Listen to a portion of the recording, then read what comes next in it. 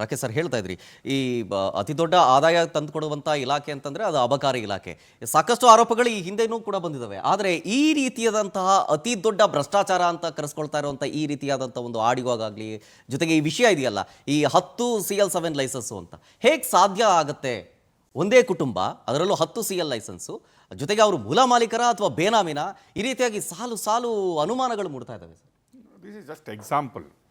ಇದು ಬ್ರಹ್ಮಾಂಡ ಭ್ರಷ್ಟಾಚಾರ ಎನ್ನುವುದನ್ನು ನಾವು ಮತ್ತೆ ಹೇಳುವ. ಅವರು ತಿಮ್ಮಾಪುರಿ ಅವರು ಒಂದು ಪ್ರೆಸ್ ಕಾನ್ಫರೆನ್ಸಲ್ಲಿ ಹೇಳ್ತಾರೆ, ನಿಮ್ಮದು ಆಡಿಯೋ ಬಂದರೆ ನೀವು ಒಪ್ಕೋತೀರಾ ಅಂತ ಕೇಳಿದ್ರು ಅವರು. ಯಡಿಯೂರಪ್ಪನವರು ಗೌರ್ಮೆಂಟ್ ಬಂದಾಗ ಏನು ಹೇಳಿದರು ಗೊತ್ತಾ ನಿಮಗೆ ಆಡಿಯೋ ವಿಡಿಯೋಗಳ ಬಗ್ಗೆ ಅಂತ ಹೇಳಿದ್ರು. ನಾನು ತಿಮ್ಮಾಪುರಿ ಅವರ ನಾಲೆಜ್ಗೆ ಒಂದು ಹೇಳಲಿಕ್ಕೆ ಇಷ್ಟಪಡ್ತೀನಿ.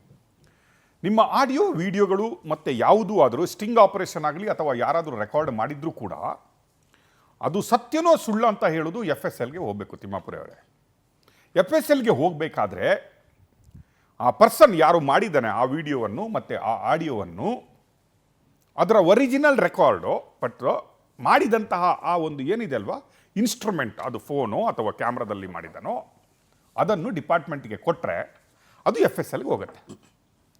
ಅಲ್ಲಿ FSLಲ್ಲಿ ಅದು ಹೌದು ಅಂತ ಪ್ರೂವ್ ಆದರೆ ನೀನು, ನಾವು, ಯಡಿಯೂರಪ್ಪ ಆಗಲಿ ಬೇರೆ ಯಾರೋ ಆಗಲಿ ಮೀಡಿಯಾದವರಿಗೆ ನೀವು ಕೇಳಿದ್ರಲ್ಲ ಇಂಥ ಆಡಿಯೋಗಳು ಬಂದರೆ ಏನಂತೀರಂತ, ಯು ಕಾಂಟ್ ಸೇ ಅದು ನಾನವನಲ್ಲ ಅಂತ ಹೇಳಲಿಕ್ಕಾಗಲ್ಲ.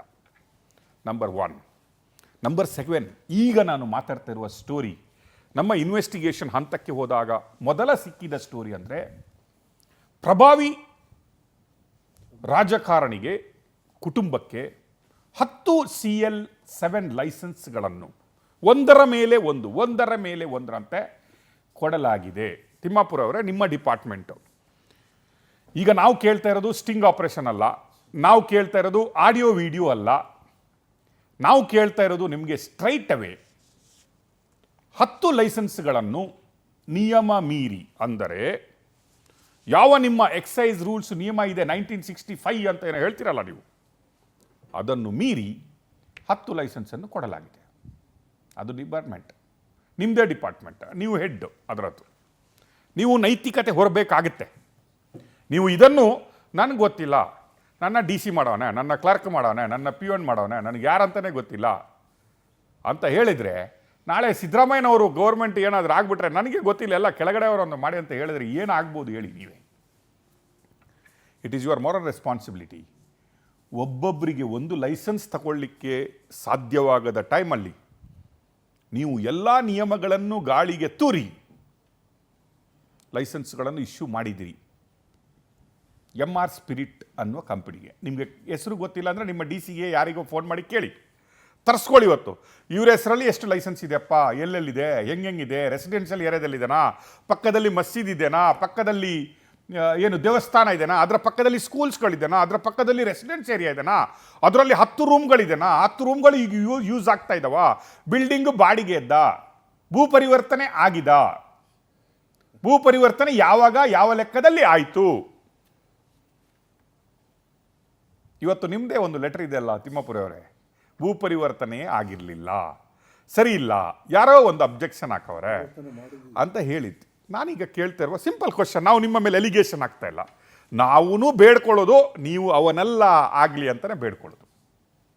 ಬಟ್ ನಮ್ಮ ಸ್ಟೋರಿಯಲ್ಲಿ ಬಂದರೆ ನೀವು ಅವನು ಹೌದಾ ಅಲ್ವಾ, ನಿಮ್ಮವರಿದ್ದಾರಾ ಇಲ್ವಾ ಅಂತ ತೋರಿಸ್ತೀವಿ. ನಾವು 10 ಲೈಸೆನ್ಸ್ ಒಂದು ಪ್ರಭಾವಿ ರಾಜಕಾರಣಿಯ ಮನೆಗೆ ಸಿಗಬೇಕಾದ್ರೆ, ಒಂದು ಲೈಸೆನ್ಸಿಗೆ ನನ್ನ ಹತ್ರ ಕೋಟಿಗಟ್ಟಲೆ ದುಡ್ಡು ಕೇಳಿದ್ರು, 50 ಲಕ್ಷ ಕೇಳಿದ್ರು, ಮಿನಿಸ್ಟ್ರಿ ಹೆಸರಲ್ಲಿ ಕೇಳಿದ್ರು, ಮಿನಿಸ್ಟ್ರಿ ಹೆಸರಲ್ಲಿ ಕೇಳಿದ್ರು, 25 ಲಕ್ಷ ತಗೊಳೋದೆ, ಲೋಕಾಯುಕ್ತಕ್ಕೆ ದೂರು ಕೊಟ್ಟೆ, ಸಿಕ್ಕಾಕೊಂಡ್ರು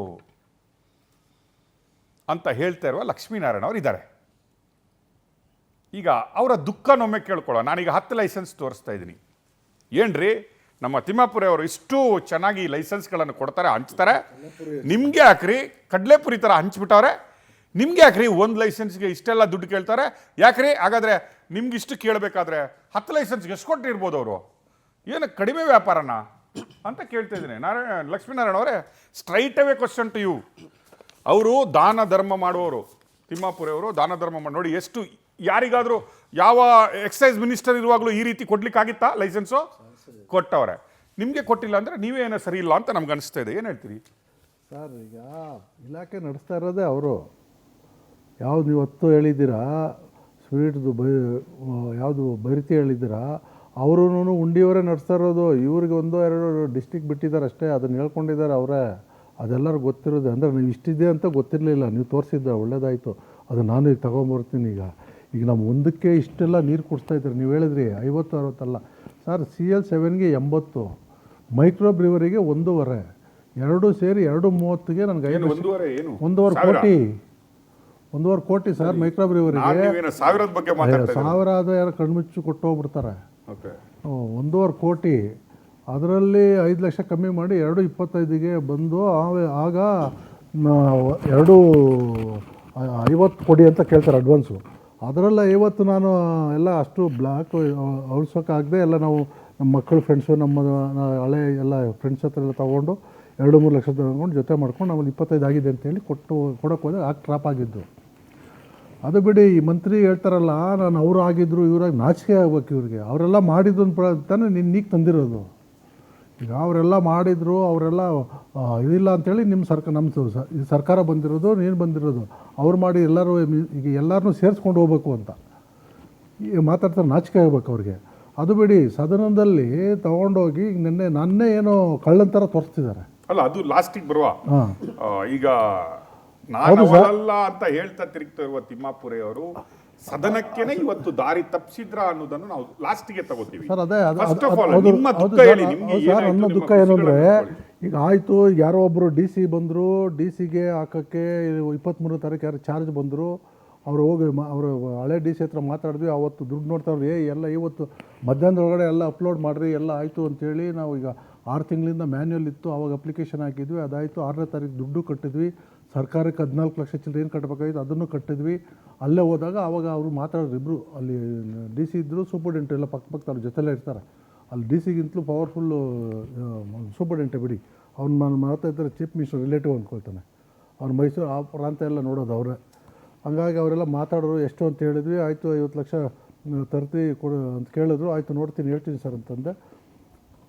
ಬಂದ್ವಿ. ಆಮೇಲೆ ನಾನು ಕೊಡೋಕ್ಕೆ ಇಷ್ಟ ಆಗಲಿಲ್ಲ. ಲೋಕಾಯುಕ್ತಕ್ಕೆ ಹೋದ್ವಿ. 14ನೇ ತಾರೀಕು ಹೋದ್ವಿ. ಅವರು ಇನ್ಸ್ಪೆಕ್ಷನ್ನು ಮಾಡಿ ಹೋದರು.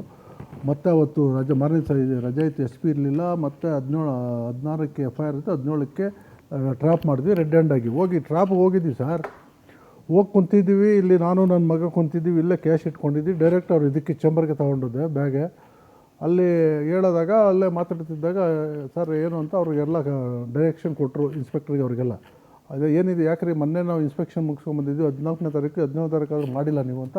ಅವರು ನಮ್ಮ ಮುಂದೆ ಬಂದು ಅದು ರೆಕಾರ್ಡಿಂಗ್ ಆಗಿದೆ, ಆಯಿತು ಇದನ್ನು ಅಪ್ಲೋಡ್ ಮಾಡಿ ಇಮಿಡಿಯೇಟ್ ಕಳಿಸಿ ಕ್ಲಿಯರ್ ಮಾಡಿ ಅದು ಅಂಥೇಳಿ ಹೇಳಿದ್ರು.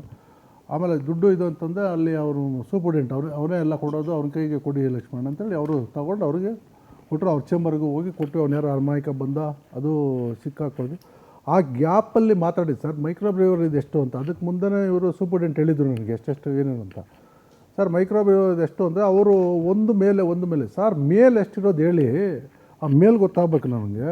1ರಿಂದ 90ವರೆಗೂ ಮೇಲೇ ಅದೆಷ್ಟು ಹೇಳಿ ಅಂತಂದೆ. ಇಲ್ಲ 3 ಸತಿ ಹಂಗಂದರು. ನಿಮ್ಮ ಸೂಪರ್ಡೆಂಟ್ ಹೇಳಿದ್ರು ನಿನ್ನೆ ಹೇಳಿದ್ರು 1.5 ಅಂತ ಹೇಳಿದ್ದಾರೆ. ಇಲ್ಲ ನಿಮಗೆ ಸ್ವಲ್ಪ ಕಮ್ಮಿ ಮಾಡ್ತೀನಿ 1.25 ಮಾಡ್ತೀನಿ ಅಂತ ಅವರೇ ಹೇಳ್ತಾರೆ. ಮಂತ್ರಿ ಹತ್ರ ನೀವು ಮಾತಾಡ್ತೀರಾ ಅಂತ ಹೇಳಿ ಅವರು ಮಾತಾಡಿರೋದು. ನಾವೇನೋ ಅವ್ರ ಹತ್ರ ಹೋಗಿ ಮೈಕ್ ಇಟ್ಬಿಟ್ಟು ಏನು ಮಾತಾಡಿ ಅಂತ ಹೇಳಲಿಲ್ಲ. ಅವರು ಮಾತಾಡಿ ಅವ್ರು ನೀವು ಮಂತ್ರಿಗೆ ನೀವೇ ಮಾತಾಡ್ತೀರಾ, ಇಲ್ಲ ಅವ್ರದ್ದು ನಿಮ್ಮದು ಕಾಂಟ್ಯಾಕ್ಟ್ ಇದೆಯಾ ಅಂತ. ಇಲ್ಲ ಸರ್ ಆಮೇಲೆ ನಾನು ಪೊಲಿಟಿಕಲ್ ಬ್ಯಾಕ್ಗ್ರೌಂಡ್ ಏನು ಹೇಳ್ಕೊಂಡಿಲ್ಲ ಅವ್ರಿಗೇನೋ ನೆಕ್ಸ್ಟ್ ಕೌನ್ಸಿಲರ್ ಅಂತ ಗೊತ್ತು. ಅದಕ್ಕೆ ಕೇಳಿದ್ರು ನಾನೇನು ಇಲ್ಲ ಸರ್ ನೀವೇ ಮಾತಾಡೋರಂತೆ. ಆಮೇಲೆ ನೋಡೋಣ ಇದು ಎಲ್ಲಿ ಆಚೆ ಲೋಕಾಯುಕ್ತ ಕುಂತಿದ್ದಾರೆ, ಇವರು ಇಲ್ಲಿ ಕುಂತಿದ್ದಾರೆ. ಅಲ್ಲೇ ಅವ್ರು ಹೇಳ್ಕೊಂಡ್ರು ಅವ್ರ ಮಗಳು ಏನೋ ಹೋಟ್ಲು ಮಾಡಿದ್ದಾರೆ ಅದೆಲ್ಲ ಹೇಳ್ಕೊಂಬಂದ್ರು. ಆಮೇಲೆ ನಾನು ಹೇಳಿದೆ ಏನು ಸರ್ ಕೋಟಿ ಇದು ಅಂದರೆ 2 ಕೋಟಿ ಕೊಟ್ಬಿಟ್ಟು ನಾವು ಹೆಂಗೆ ಸರ್ ಎಲ್ಲ ಸೂಸೈಡ್ ಮಾಡ್ಕೊಳ್ತಾರೆ, ಎಲ್ಲ ಯಂಗ್ಸ್ಟರ್ ಬರ್ತಾರೆ. ಈಗ ನಾವೆಲ್ಲ ಮಕ್ಕಳನ್ನ ಓದಿಸಿರ್ತೀವಿ, ಕೆಲಸನೂ ಕೊಡಲ್ಲ ಇಲ್ಲಿ. ನಾವೇನೋ ಒಟ್ಟು ಒಂದು ಸೆಲ್ಫ್ ಎಂಪ್ಲಾಯ್ಮೆಂಟ್ ಆಗುತ್ತೆ, ಒಂದು 200 ಫ್ಯಾಮ್ಲಿ ಬದುಕ್ತಾರೆ ಇದರಲ್ಲಿ. ಅಷ್ಟೆಲ್ಲ ಮಾಡೋದು ಇದಕ್ಕೆ ಬಂದು ಇಲ್ಲೇ ಕತ್ತಿಸ್ತಾರಲ್ಲ ಸರ್. ಹೆಂಗೆ ಅಂದರೆ ಅದು ಅವರು ಹೇಳ್ಕೊಂಡ್ರು. ಹೌದು ಲಕ್ಷ್ಮಣ ನಮ್ಮ ಮಗಳೂ ಅದು ವೆಜ್ ಹೋಟ್ಲು ಮಾಡಿದಂತೆ RNS ಮೋಟ್ರ್ ಪಕ್ಕ. ಅಲ್ಲಿ ಕೇಳೋಕ್ಕೆ ಎಲ್ಲ ಹೇಳ್ತಾರಲ್ಲ 1 ಲಕ್ಷ ಕೇಳ್ತಾರೆ ಅಂತ ಅದನ್ನು ಹೇಳಿದ್ರು. ಆಯಿತು ಬಿಡಿ ಸರ್ ಅಂತೇಳಿ ಆವಾಗ ಅವ್ರಿಗೆ ರೆಕಾರ್ಡ್ ಆಗಿದ್ದು ತಿಮ್ಮಾಪುರ ಅವ್ರದ್ದು ಹೇಳಿದ್ದು. ಇಲ್ಲ ಯಾರಿಗೆ ಮಾತಾಡಬೇಕು ನಿಮ್ಮ ನಂಬರು ಕೊಡ್ತೀನಿ ಅಂತ ಹೇಳ್ತಾರೆ. ಆಯಿತು ಅಲ್ಲೇ ಇಮಿಡಿಯೇಟ್ ಟ್ರಾಪ್ ಆಯಿತು. ಅಲ್ಲೇ ಸೂಪರ್ಡೆಂಟು ಅವನು ಇನ್ನೊಬ್ಬರ ಕರೆದ ಅವ್ನು ಕೊಡೋದ್ರಲ್ಲಿ ಇವನು ತಪ್ಪಿಸ್ಕೊಂಡು ಹೋಗ್ಬಿಟ್ಟು ಅವ್ನು ಮೆಟ್ರೋಲ್ ಇಲ್ಲಿ ಬಂದು ಮಲ್ಲೇಶ್ವರದಲ್ಲಿ ಬಂದು ಹಿಡ್ಕೊಂಡು ಹೋದ್ವಿ. ಮತ್ತೆ ಅವನಿಗೆ ಅವ್ರ ನಂಬರ್ ಟ್ರ್ಯಾಪ್ ಮಾಡಿ ಇದಕ್ಕೆ ಹಾಕಿ ಒಂದು ಮೊಬೈಲೆಲ್ಲ ಬಿಟ್ಟು ಬಂದಿದ್ದ. ಪರ್ಸ್ನಲ್ ನಂಬರ್ ನನಗೆ ಗೊತ್ತಿತ್ತು, ಅದನ್ನು ಇದಕ್ಕೆ ಲೊಕೇಶನ್ ಹಾಕ್ಕೊಂಡು ಸೂಪರ್ಡೆಂಟ್ ಆವತ್ತಲ್ಲಿ ತಪ್ಸ್ಕೊಂಬಂದ್ಬಿಟ್ಟ ಸರ್. ಅವನು ಇವನು ಆಚೆ ಹೋಗ್ಬಿಟ್ಟಿದ್ದ, ಅವನು ಹೋಗಿ ಅಲ್ಲಿ ಇಟ್ಕೊಂಬರೋದ್ರಲ್ಲಿ ಇವನು ಮೇಲೆ ಸರ್ ಇಲ್ಲಿ ಕ್ಯಾಶ್ ಕೊಟ್ಟು ಅವ್ನು ಹೇಳಿದಾರೆ ಅಲ್ಲಿ ಹೋಗಿ ಕಾರ್ನರ್ ನಿಂತ್ಕೋ ಅಂತೇಳಿ.